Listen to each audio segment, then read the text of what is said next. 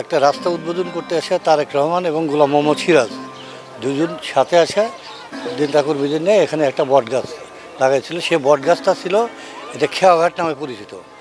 মানুষজন যারা চরের লোকজন রোদের মধ্যে এই বট গাছের নিচে তারা আশ্রয় নিত এবং সেখানে জিরাতো, তারপরে নৌকা আসলে নৌকা চলে যেত এবং সেই বট গাছটাই এখন ভাঙনের কবলে পড়ে গেছে। এই গাছটা ছায়া দিত, মানে এই গাছটা যখন গাড়া হয়েছিল অনেক মানুষ, চোরের ভিতরে মানুষ, এখানে আশেপাশে মানুষ, অনেক মানুষ এখানে আসতো, বেড়াতো। এখানে রোদ লাগলে এখানে গাছটার এখানে ছায়া দিত, মানুষ এখানে বসে অনেক মজা পাইতো আর কি, ভালো লাগতো, শুয়ে থাকতো, বসে থাকতো।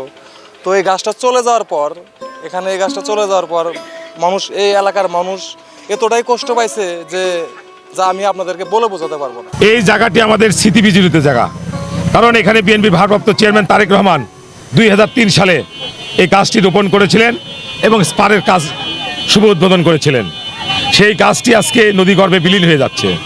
আমি খবর পেয়ে তাৎক্ষণিক পানি উন্নয়ন বোর্ডের নির্বাহী প্রকৌশলী এবং এইচডি সাহেবের সঙ্গে সরাসরি দেখা করি এবং বগুড়ার সুযোগ্য জেলা প্রশাসক সাহেবকে মোবাইলের মাধ্যমে অবহিত করি এবং ধনুটি নির্বাহী কর্মকর্তাকেও আমি মোবাইলের মাধ্যমে অবহিত করি। অনেকেই হয়তো বা জনগণের চাপের মুখে এখানে অনেকেই পানি উন্নয়ন বোর্ডের কর্মকর্তারা এখনও এসে পৌঁছতে পারে নাই। আমি তাদেরকে আশ্বস্ত করতেছি, জনগণ এখানে শান্ত আছে, আপনারা আসেন, এখানে কাজ করেন। তবে যে আমলাতান্ত্রিক জটিলতা, যেখানে সেই উপর মহল থেকে কাগজ করে নিয়ে এসে এখানে রক্ষা করার নদীর, এটা কিন্তু সম্ভব নয়, কারণ এটা কয়েকদিনের ব্যাপার থাকবে। কারণ আজকে যেভাবে ভাঙতেছে, যেভাবে দেখতেছেন মানুষ বাড়িঘর সরাচ্ছে, এটা আতঙ্ক পড়ে গেছে এবং অনেক ভাঙা ইতিমধ্যে হয়ে গেছে। বিএনপির ভারপ্রাপ্ত চেয়ারম্যান জনাব তারেক রহমানের হাত দিয়ে যে বৃক্ষরোপণটা হয়েছিল, আমি নিজেও সেই বৃক্ষরোপণের সাথে অংশগ্রহণ করেছিলাম। এই এলাকার মানুষ, নদী ভাঙা মানুষ যারা আছে, একটু আশ্রয়ের জন্য মাঝে মধ্যে রোদের ছায়াতে একটু বিশ্রাম নেওয়ার জন্য এখানে দাঁড়াতো।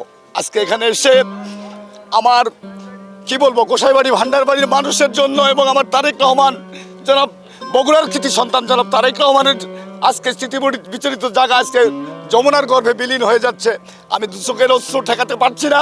আজকে আওয়ামী লীগের সময় যে অন্যায় অবিচার বা এখানে একটা দখলবাজি চলেছে, যার কারণে আজকে এই আজকে ভাঙনের তৈরি হয়েছে। আমরা বঞ্চিত হয়েছি দীর্ঘ সময়ে।